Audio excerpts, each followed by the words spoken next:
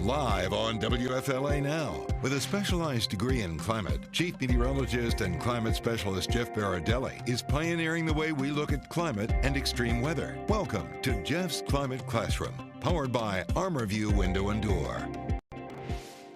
Hey everybody, glad you can be here today. In today's Climate Classroom, we are discussing how rising to the climate challenge is turning into a win-win for the U.S. economy, as manufacturing in climate solutions is creating hundreds of thousands of jobs directly and indirectly all across the nation. Now, today we are interviewing James Turner. He's the professor of environmental studies at Wellesley in Massachusetts.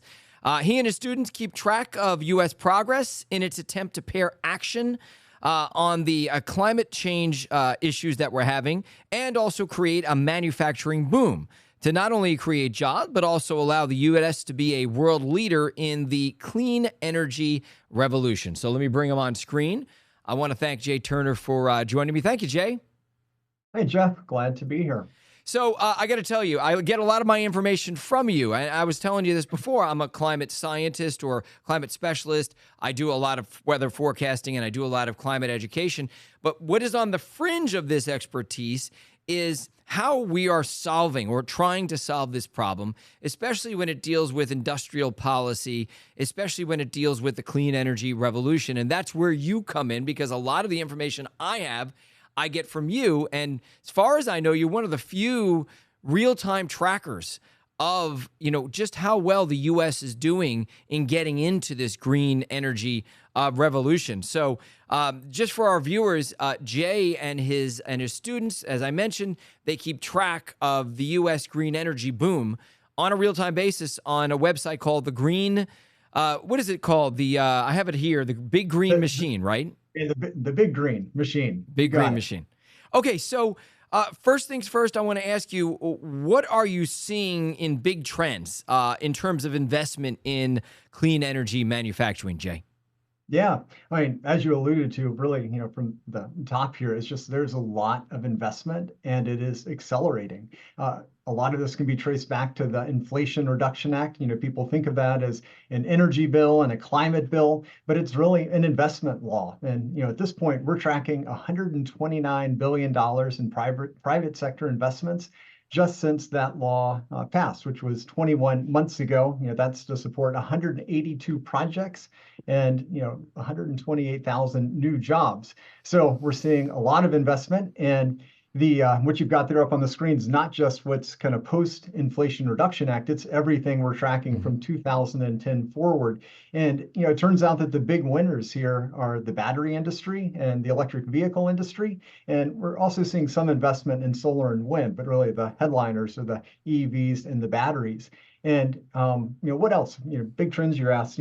A lot of this investment's coming from the United States, companies like Ford and Tesla and GM that are based here, but it's also drawing a lot of investment from abroad, right? We think about the story of the US economy over the last, 20, 30 years, and a lot of it's been about moving manufacturing elsewhere. This is bringing manufacturing back to the United States. So this is a good thing, right? It's, creating economic opportunity, it's creating jobs, and it's positioning us to advance a clean energy transition.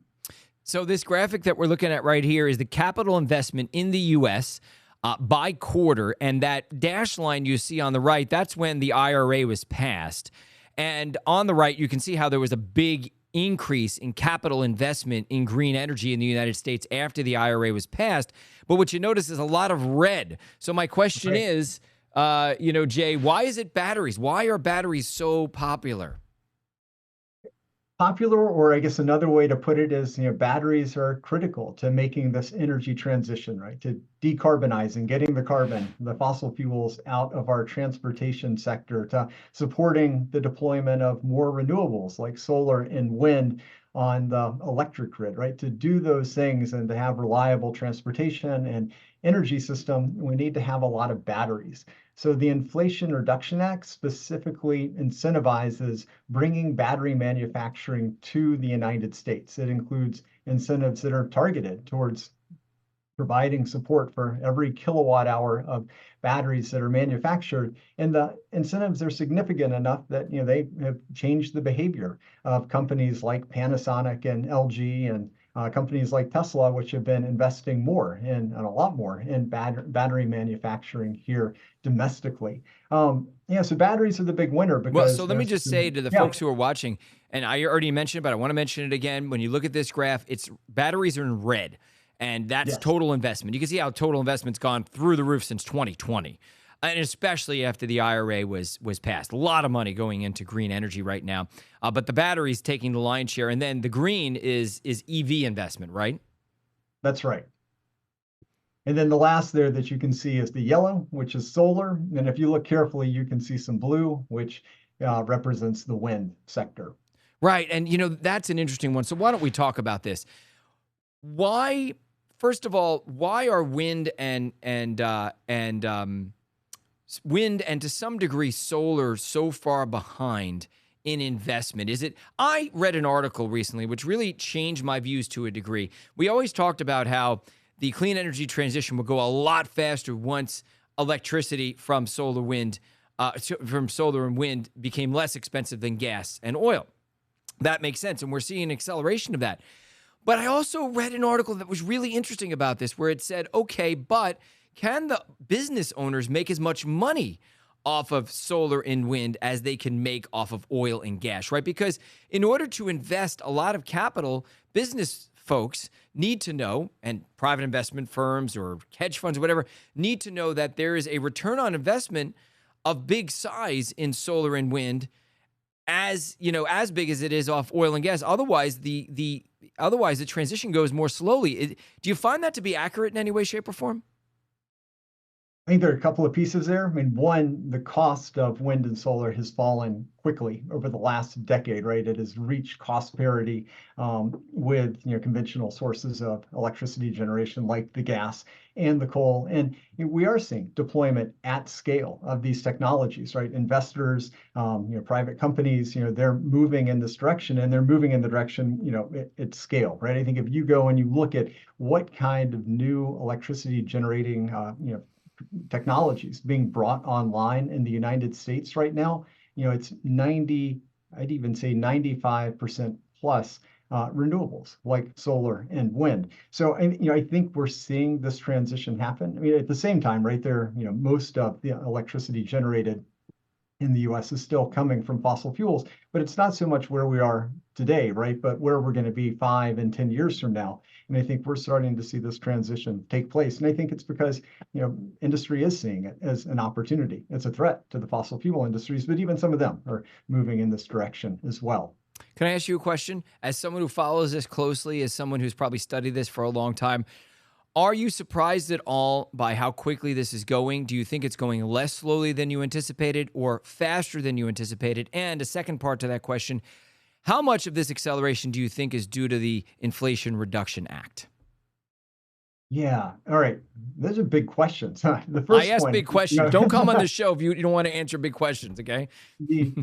I think things that really surprised me is how quickly the prices have fallen for some of these key technologies, solar, wind, and the batteries for electric vehicles. That's a real surprise. The scale of deployment of renewable energy or electricity generation on the US grid, that is a surprise too, that almost all of the new generating capacity is in renewables. That's a surprise.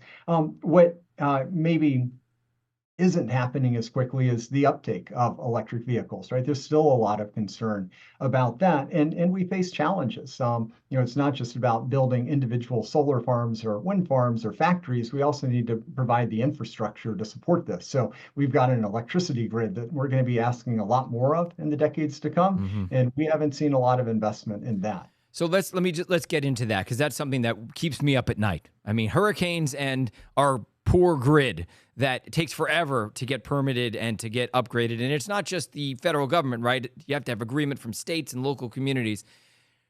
How big of an obstacle is that? Can we surmount that obstacle? Or are we going to be seeing the transition slow down because of issues with the grid? Yeah, I think this is a problem that we need to figure out how to solve. And it's not as easy as, scaling up manufacturing, which is what we've been seeing happen so quickly in the last 21 months. This is about building infrastructure. As you're saying, right, there's a lot of permitting that goes into this But process. money talks, right? Money talks. If you have all this, if all these hedge funds are putting all their money into clean energy, and then they're finding out that they can't get that clean energy out there because there are problems with the grid, you would believe that there'd be capital that would go into making sure that making sure the federal government doesn't drag its feet. No? Well, I like your logic. I mean, if that logic works, right? Just considering, right, the investments that are being made in data centers, right? We hear a lot about artificial intelligence right now, right? We know there's an effort to electrify the transportation sector and really to electrify most things, right, as a way of moving away from fossil fuels. All of that is going to mean more demand from the grid. And hopefully that means there's going to be more support for expanding it. But we need to find ways to do that more efficiently and quickly, and do it in ways that pay attention to the environmental and the social justice issues that come with that. So, it's a challenge. And it's interesting how there's a battle between environmentalists now. Environmentalists versus environmentalists, right? The environmentalists who are thinking large scale, worried about climate change, and the environmentalists who are thinking small scale, hey, we don't want to put all this solar and all this wind out there and build all this transmission because it could harm the local environment. So it is pitting environmentalists against environmentalists to some degree. And that's, I think, an area where we need improvement. We need environmentalists to come together on that. I want to show you something else. You know it because you built it. So let me put it up there. And this is the green investment by state. And Georgia is killing it. Georgia, right. Michigan, which makes sense, obviously, because the auto sector is there. North Carolina, a lot of places in the Southeast, South Carolina, and the vast majority, as you know, because again, you track this stuff, is going to red states, but it's a Democrat administration. This, I think, we knew years ago that if this bill passed, a lot of the money would be funneled to red states. So first of all, tell me what's going on. Why is this money going to red and purple states and not so much blue states?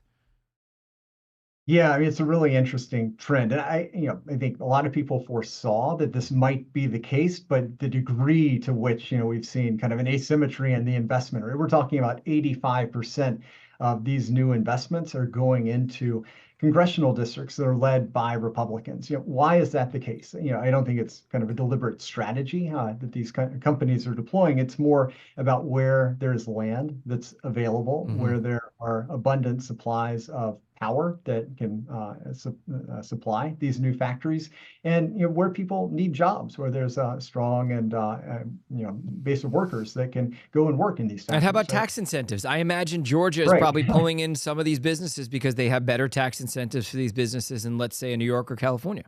Yeah, so general kind of friendly business policies where it's easier to get things built, where tax policies may be favorable. And then, what this, are these right to work states or not? And right, often these are states that are not as friendly to unions. So I think kind of that collection of issues has led to a lot of investment going towards areas that are represented by Republicans. Unions are a key part of it too, as you mentioned. So then I guess that begs the question, with all this money and innovation, let me go backwards on this graphic here.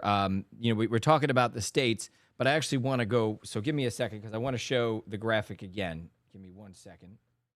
Let me stop this because I want to show the first graphic I showed to show just how many jobs have been created. Now I want to ask you a question about the graphic. There it is in the middle.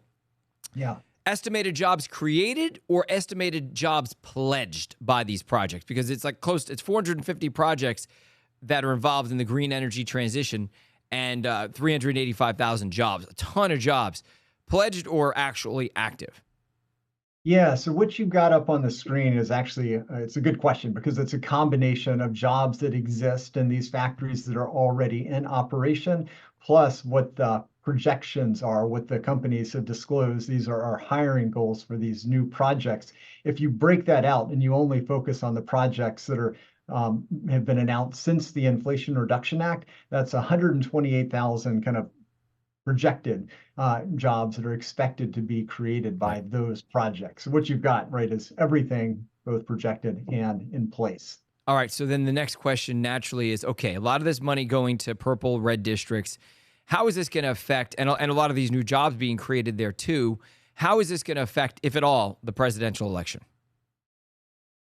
It's a good question, right? I think most of this new investment, right, is going to areas that tend to vote Republican. But at this point, the new projects are in the planning stages. Very few of them are actually, erecting steel and, visible and putting, very, very, very few of them are actually in operation and putting people to work. And I think that's the challenge, right? The projects have been announced. The election is coming up. Democrats have done a lot to enable these investments, but whether they're going to reap the benefits, I think that's, a real question, given that, people won't be going to work at these factories in November, right? It's going to be next year or the year after. So it may be, a full election cycle from now before we really see the impact of these policies. People need to feel it, taste it, see it in their lives before it changes their mind.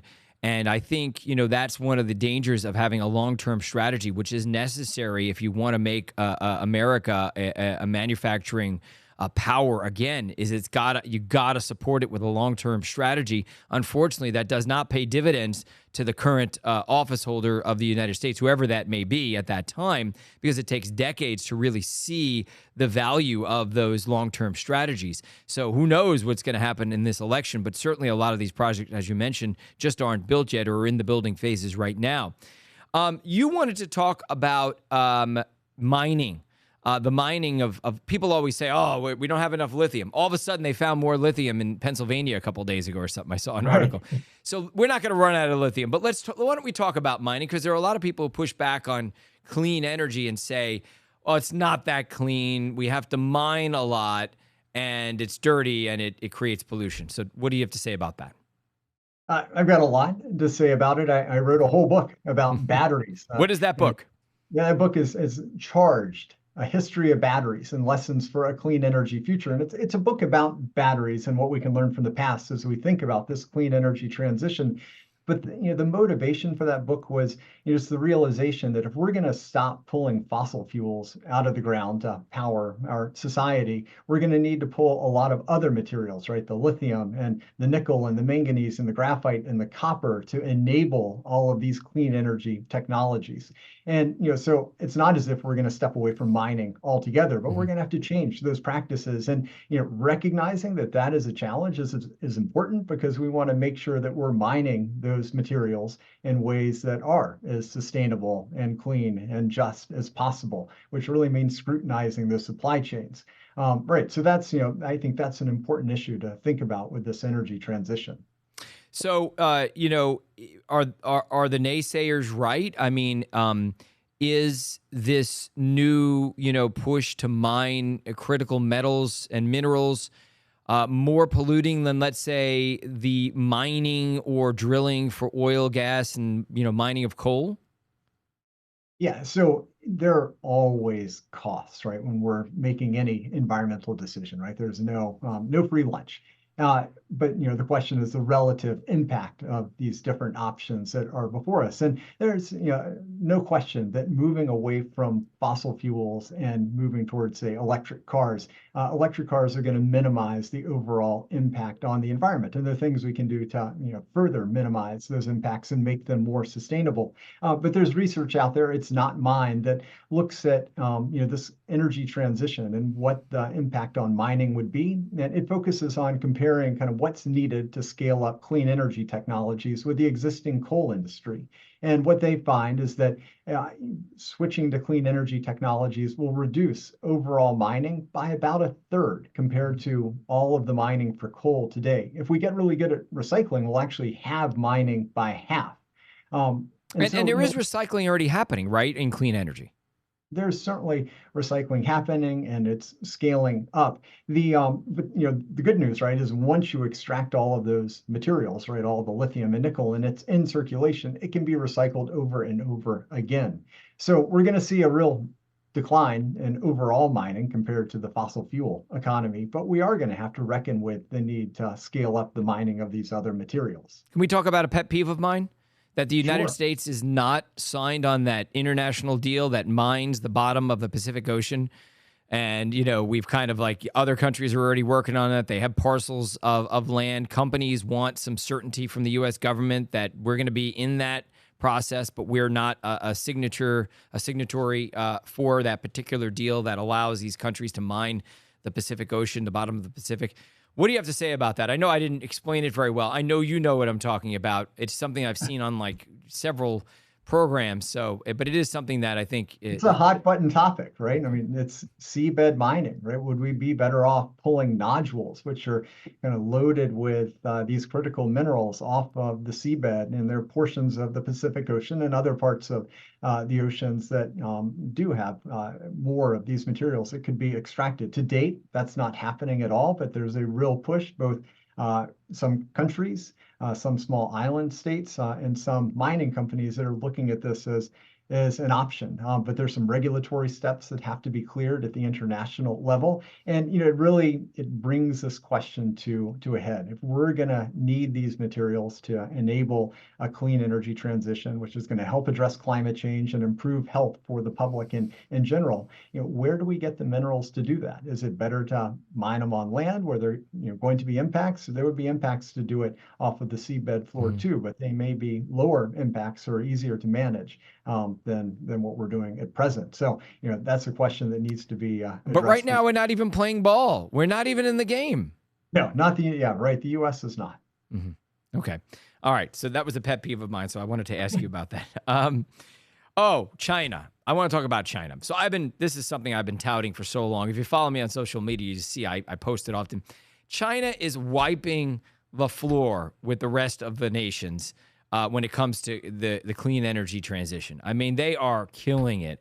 And if there's one thing that Americans generally agree with is that we would like to beat China. So talk about what's going on in China, why they have so much of a lead, not just on the U.S., but the rest of the countries. And also, will the IRA, will the Inflation Reduction Act allow us to catch up?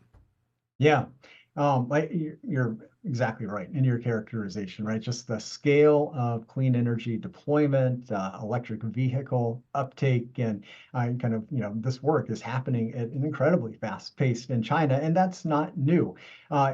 If you think back, if you remember back to the Obama administration and a lot of concern about climate change, at that time, there was a push to do what we're seeing now, which is to invest in clean energy industries. After the recession in 2008, there was the American Reinvestment and Recovery Act, right? It was the big recovery bill that the Obama administration and the Democrats pushed through. It included incentives for clean energy technologies, and that became very political. The U.S. pulled back from that in 2010 after the midterm elections. If you remember the Tea Party and all of the controversy over healthcare, it was also about energy as well. But the point here is that exactly that moment, that's when China really started to lean into investments in clean energy technologies and started putting money into not just manufacturing and development of batteries and electric vehicles, but also the supply chains to support these industries. So really, at the moment, the U.S. kind of backed off. That was when China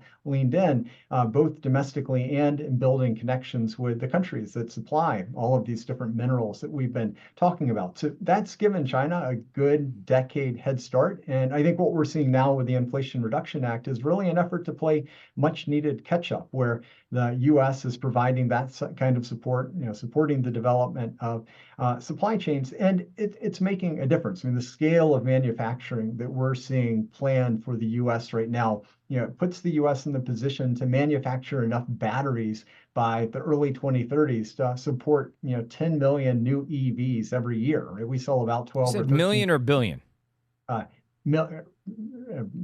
Billion. Sorry, you're getting me lost in my orders of magnitude. Million cars. Okay, 10 million. Okay, I just want to make sure I heard you right. Okay. Yeah. So, and to produce, roughly 5 million EVs per year in the U.S. as well, right? So, real manufacturing at scale. But China has a lead that it's going to maintain. They see this as a national priority. They invested long ago, and we finally got to the table just a couple of years ago. So let me ask you this. Overall, do you feel like the United States push to combat climate change by spurring the green industrial revolution is a success so far? And do you think it will be successful? And if not, what are the hurdles that kind of get in the way? Yeah, right now we have some really big decisions in front of us as a country, right? A lot is going to hinge on what happens in November. But I think there are a lot of reasons to be optimistic. The decrease in cost and the increase in accessibility around these technologies, that is really important. Nobody predicted that battery costs would be below kind of this key metric of $100 per kilowatt hours, even 5 years ago. But right, that's where we are now. Right, Jeep just yesterday was talking about, or Stellantis was talking about bringing a $25,000 EV, electric vehicle Jeep, to the market in the near-term future. GM just released the Equinox, which is EV that starts at $35,000 before incentives. So we're seeing these technologies coming down and becoming more available. That's true for solar and for wind as well. And we have policies in place that are meant to make those technologies more accessible to more Americans. I think one of the least known kind of provisions of the Inflation Reduction Act is that it specifically provides support to buy a used EV. There are a lot of used electric vehicles out there on the market now. If you qualify for these incentives, it can take the cost of say a used Chevrolet Bolt from $20,000, right? And anytime you buy a used car, and cars are expensive in general, right? But it can take that cost from $20,000 down to, $13,000 or $14,000, depending on which state you live in, right? And that becomes much more accessible. So we're seeing the technologies become more accessible, and people realizing the benefits of that. Those are reasons to be optimistic, but pessimistic. We talked about some of these already, right? The infrastructure that we need, right? It's not just about transmission, right? But electrify our transportation sector. We need a lot more electric vehicle chargers too, right? That's right. And so that's a challenge that needs to be solved. But I think the biggest concern in my mind is just how political these issues have become. Right. This isn't just about economics or climate or people's health. It's about, identity and culture and, how, people think of themselves. So I think those are challenges. Those are very big challenges. So do you want to have a last word? Because we're kind of out of time right now. So is there anything else that you want to mention that we haven't covered? Gosh, nothing jumps to mind. All your big questions maybe took it out of me. But I hope this is of interest. I hope people will check out the Big Green Machine. That's where the tracking is available online. You can see our dashboard, but if you're interested, you can also see the underlying data set. It's the work of a lot of students at Wellesley College and myself. So I just would point people in that direction. All right, Jay, I want to thank you so much. That is Professor Jay Turner from Wellesley College in Massachusetts. And I want to thank everybody for joining me here for the Climate Classroom today for a very important discussion. Remember, you can watch the Climate Classroom every week here on WFLA.com.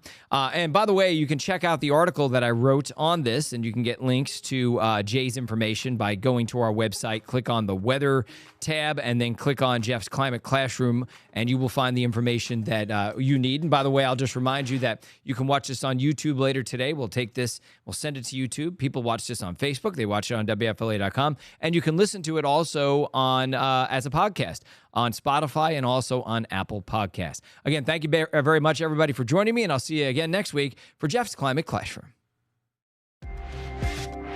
Watch or listen to Jeff's Climate Classroom, powered by ArmorView Window and Door on WFLA social media platforms, and find Jeff's climate reports on WFLA.com.